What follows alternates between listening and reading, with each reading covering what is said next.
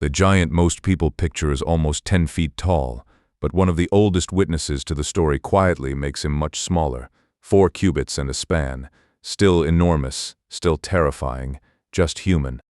The story opens in a valley where 2 armies refuse to move. On one slope are the Israelites, on the other are the Philistines. Between them walks a champion from Gath, covered in bronze, carrying a spear so heavy the text pauses to weigh it. His name is Goliath. Most readers know the number before they know anything else about him. 6 cubits and a span. In modern terms, roughly 9 feet 9 inches, a warrior so tall he stops being a man and becomes a wall. That number shaped paintings, sermons, children's books, and the way the word giant entered ordinary speech. It also shaped the drama. David is not just facing a trained fighter, he is facing something outside normal human scale. But ancient stories do not reach us as a single clean line. They survive in copies. And sometimes the smallest difference in a copy changes the size of a monster. The surprise is not that modern readers question Goliath's height. The surprise is that ancient evidence already did. The Masoretic Text, the medieval Hebrew tradition behind many familiar Bible translations, gives the towering number, 6 cubits and a span. But other ancient witnesses give a different number. The Greek Septuagint, Josephus, and a Samuel manuscript from Qumran preserve 4 cubits and a span. That is still a giant in the world of the story. Depending on the cubit you use, it lands around 6.5 to nearly 7 feet. In an Iron Age battlefield, a man that tall in armor would have looked enormous. He would have been visible from a distance. He would have been remembered. But he would not be a 9-foot impossibility. He would be a terrifying champion, not a creature from another species. The older reading does not make the story smaller. It makes it stranger, because suddenly the most unbelievable part of Goliath looks like the part that may have grown in transmission. Textual critics do not imagine an ancient scribe sitting down to invent a taller Goliath for fun. The process can be simpler and more human than that. Numbers are vulnerable. They are short. They are easy to misread, easy to harmonize, and easy to remember in the form that makes the story hit hardest. In 1 Samuel 17, the number 6 appears nearby in another memorable detail. The iron head of Goliath's spear weighs 600 shekels. Some scholars have suggested that the 6 in the weapon description may have influenced the height in the copied text. Others are more cautious. We cannot watch the mistake happen. What we can say is that ancient manuscripts disagree. And the shorter reading is old. That matters. It means the famous 9-foot Goliath is not the only ancient Goliath. This is where the story becomes more interesting. Instead of asking whether a nearly 10-foot warrior walked out of Gath, we can ask a more historical question. Could a very tall Philistine champion from a real city have stood in a real valley and become larger every time the story was retold? 4 cubits and a span does not give us an average man. It gives us a problem standing in armor. Imagine a battlefield where most adult men are much shorter than modern professional athletes. Then imagine one fighter trained, armed, and broad enough to carry heavy bronze equipment, standing a head or more above the men around him. He does not need to be mythical to dominate the scene. He only needs to be rare. The story knows that. It does not describe Goliath only by height. It builds him piece by piece. Helmet, scale armor, greaves, javelin, spear shaft, shield bearer. The effect is visual. Before he speaks, the audience sees mass. At 4 cubits and a span, Goliath becomes the kind of man an ancient army might actually put forward as a champion. His size is credible enough to belong to history and exaggerated enough in later memory to become symbol. That is the tension this video follows. Not proof in the courtroom sense, something messier, the trail left when a real type of warrior passes into sacred storytelling. The Bible does not place Goliath nowhere. It gives him a city, Gath. That detail matters because Gath is not just a name on a page. Most scholars identify it with es-Safi, a large mound on the border between the Philistine coastal plain and the Judean foothills. The location is perfect for the story's geography. Gath sits near the edge world where Philistine and Israelite power pressed against each other. It is not a fairy tale castle beyond the map. It is a strategic city in contested country. Excavations have shown that Tel es-Safi was a major site with deep occupation and rich Iron Age remains. It belonged to a world with fortifications, houses, destruction layers, imported styles, local industries, and political pressure. This does not prove that David met Goliath exactly as the story says. Archaeology rarely gives us that kind of clean answer. But it does something important. It puts the giant back on real ground. If there was a champion from Gath, he came from a serious city, not from a blank space filled by legend. At Tel es-Safi, archaeologists have uncovered evidence for large-scale Philistine construction. Reports from the site describe unusually massive fortifications from an earlier Iron Age city beneath later levels. The stones and walls were bigger than expected for the region. That discovery does not mean someone found Goliath's bedroom. It means the city associated with him had the physical presence to leave an impression. A huge city, huge walls, and huge stones can become part of the same memory field as huge men. Ancient storytelling often works like that. A place is not just background, it lends its scale to the characters who come from it. If Gath was remembered as formidable, then a warrior from Gath would inherit that atmosphere. This is one reason the smaller height is so compelling. A 6'9" champion from a city with outsized architecture does not weaken the tradition.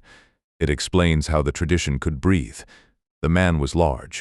The city was large. The fear was larger than both. Over time, memory can compress all of that into one unforgettable sentence. His height was 6 cubits and a span. In 2005, excavators at Tel es-Safi announced a small but famous find, a pottery sherd with names written on it. The names are not Goliath. That point matters. The inscription is not a label from his armor, not a signature, not a victory boast. But the names are linguistically close enough to the form of Goliath that scholars took notice. Arne Meyer and his team argued that the inscription showed names of this type were in circulation in the Philistine environment at roughly the right broad period. That is the kind of evidence archaeology often gives. Not the dramatic proof people want, but a tightening of plausibility. A name that once sounded like pure story begins to sound local. A city that once felt like a backdrop becomes a real Philistine center. A giant who once seemed impossible becomes easier to imagine as a remembered champion. The sherd does not prove Goliath existed. It does not need to. It tells us the story's world was not invented from nothing. The language, the place, and the cultural setting fit together more closely than a skeptic might expect. Goliath is introduced like a walking inventory of intimidation. Bronze helmet, scale armor, bronze greaves, bronze javelin, a spear like a weaver's beam, a shield bearer moving ahead of him. That is not a random costume list. In ancient battle, equipment communicated status, wealth, and role. A champion who could stand at the front wearing that much metal represented more than his own strength. He represented the resources of the army behind him. The Israelites do not only see a tall man, they see a technological and social statement. Here is the fighter our side can afford. Here is the man we trust to speak for us. Here is the weight of Philistine confidence made visible. This is another reason the shorter height works. A man does not need to be 9'9" when the armor is already doing half the storytelling. At 6.5 or 6¾ feet, he would tower. Add bronze, a shield bearer, and 40 days of public challenge, and he becomes psychologically enormous. The giant is built from flesh, metal, reputation, and repetition. Modern readers sometimes imagine David bringing a child's weapon to a soldier's fight. That is not how an ancient sling worked. In trained hands, a sling could launch a stone with serious speed and accuracy. It was cheap, portable, and deadly. The story understands the mismatch differently than we do. Saul offers David armor, and David refuses it. He does not beat Goliath by becoming a smaller version of Goliath. He changes the terms of the combat. That matters for the historical imagination. If Goliath is a plausible tall champion, the fight becomes less like a fairy tale and more like a tactical upset. A heavily armed infantry fighter expects one kind of encounter. A mobile slinger gives him another. The story still carries theological meaning. It still says power can misread weakness, but it also preserves the memory of a real battlefield logic. Size matters until distance matters more. Armor matters until a stone finds the one place armor does not cover. David does not defeat a cartoon giant. He defeats the kind of warrior everyone expected to win. There is another tall man in this story, and he is easy to miss because Goliath fills the frame. Saul, Israel's king, is described earlier as standing taller than anyone else among the people. If Israel has an obvious champion, it should be him. That detail changes the drama. Goliath's height is not only a physical fact, it exposes Saul. The king who looks like the right man for the job cannot do the job. The boy who does not look like the right man steps forward. If Goliath is 4 cubits and a span, the contrast may become sharper rather than weaker. He is still taller than Saul. He is still the obvious problem. But he is no longer so impossible that everyone is excused for freezing. The story is not only asking whether David can beat a giant, it is asking what kind of leader can see through appearances. Saul has stature. Goliath has stature. David has neither. The narrative strips height of its authority by making the shortest-looking option the only person who acts. The smaller Goliath makes the political point more human and more uncomfortable. The height is not the only complication. Elsewhere in the Bible, another passage says, Elhanan killed Goliath the Gittite. Chronicles later appears to smooth the difficulty by making Elhanan kill the brother of Goliath. For some readers, that is a problem to solve. For historians of tradition, it is a clue. Hero stories can move, merge, and stabilize over time. Names attach to famous victories. Families of giants become part of a larger memory. Local traditions are gathered into national stories. This does not mean the David and Goliath story is fake. It means it has a history. The story we inherit may be the result of older memories shaped into a powerful theological narrative about kingship, courage, and divine reversal. That is exactly the kind of environment where a height could grow, not because everyone was lying, but because stories become clearer as they are told. The enemy becomes larger, the hero becomes smaller, the meaning becomes visible. The manuscripts preserve the footprints of that process. People want archaeology to work like a courtroom reveal. A spade hits the ground, a name appears, and the case is closed. Most of the time, it does not work that way. For Goliath, archaeology can show that Gath was a real and important Philistine city. It can show that the region, period, and cultural setting behind the story are not empty. It can show names related to Goliath's linguistic world. It can show fortifications and destruction layers and the scale of Philistine urban life. It cannot film the duel. It cannot tell us whether David's stone struck exactly as the text says. It cannot hand us a skeleton with a tag that reads Champion of Gath. But that does not make the evidence weak. It makes it historical. History is often built from convergence, not single miracles, a plausible city, a plausible name environment, a plausible height in an older textual tradition. A plausible kind of champion. Put together, these do not prove every detail. They do something subtler. They make the smaller Goliath feel less like a concession and more like a recovery. So imagine him without the later inflation first. A very tall Philistine fighter from Gath, standing somewhere around 6.5 to nearly 7 feet. Broad, trained, and visible across the valley. His armor flashes in the light. His shield-bearer moves ahead of him. His challenge is not just personal bravado, it is theater, psychological pressure, and military strategy. For 40 days, the armies watch the same scene repeat. The champion steps out, he speaks. No one answers, fear becomes routine, every morning makes him larger. That man can exist. More importantly, that man can become legend. By the time the story is copied, preached, translated, and remembered, the champion's height carries the emotional truth of the scene. He felt impossible, so the number became impossible. This is not a dry correction. It is a better story. A human Goliath leaves room for memory, fear, propaganda, manuscript variation, and the way real violence turns into symbol. The monster is easier to dismiss. The man is harder to escape. When ancient witnesses disagree, scholars ask which reading best explains the others. In Goliath's case, the shorter number has a certain gravity. It is easy to understand why a famous enemy might become taller. The story gains spectacle. The victory gains scale. The theological reversal becomes more obvious. A 9-foot giant makes the sermon write itself. It is harder to explain why a scribe would deliberately shrink Goliath. Making him 4 cubits and a span does not make David look stronger at first glance. It removes the most sensational detail. That does not automatically settle the case. Textual history is rarely that simple, but it is one reason many modern translations and notes take the shorter reading seriously. It may preserve a form of the story before the giant became as tall as later imagination wanted him to be.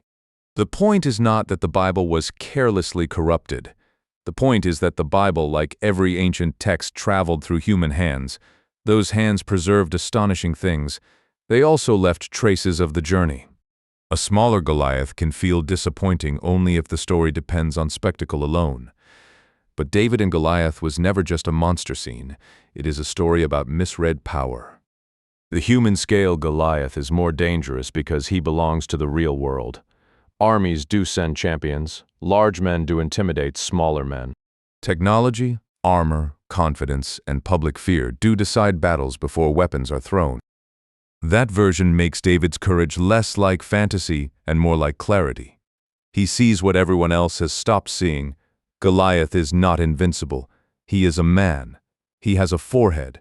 He can fall.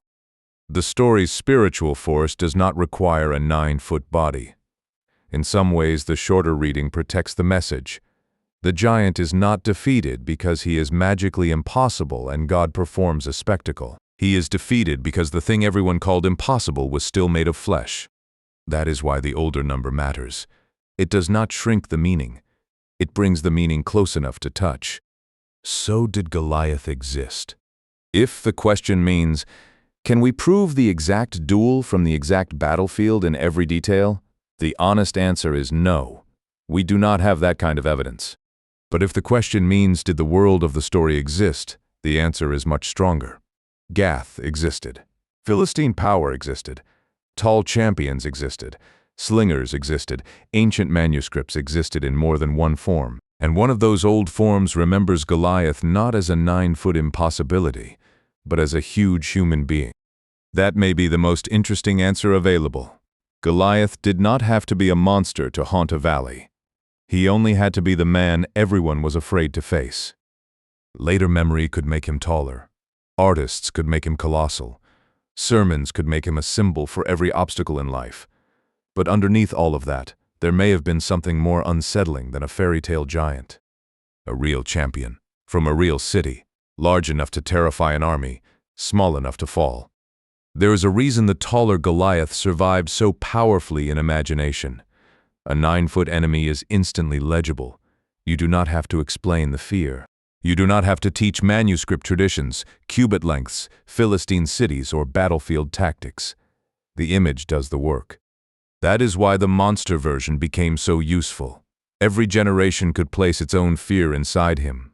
Empire, sickness, debt, war, humiliation, doubt. The taller he became, the easier he was to use as a symbol. But symbols can become so useful that they hide the older story underneath. The danger is not that people imagine too much. Ancient audiences were allowed to imagine. The danger is that the symbol becomes the only thing left, and the human scene disappears. The smaller Goliath gives that scene back. He lets us see soldiers on a ridge, a city behind the champion, armor flashing in the sun, a young slinger calculating distance, and a king who cannot move. The miracle of the story is not that David beat a fantasy creature. It is that David saw a terrifying human situation more clearly than everyone else. This is what the shorter reading leaves us with, not a ruined story, but a sharper one.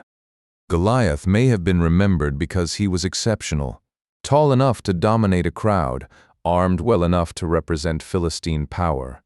From Gath, a city whose archaeological remains show scale, wealth, and importance. Named in a tradition where names like his belong preserved in manuscripts that do not all agree on his size, because ancient texts have histories too. That is not the simple answer people usually want. It is better. It lets the Bible be an ancient text with a real transmission history, and it lets archaeology do what archaeology actually does: rebuild worlds, not confirm every scene like a photograph. So the title is not a cheap provocation. Goliath existed in the strongest historical sense we can responsibly mean here. The world that produced him existed, the city existed, the kind of warrior existed, the fear existed. And if the older number is right, the giant was not less frightening because he was smaller than the Bible, many of us inherited, says. He was more frightening because he was close enough to be real.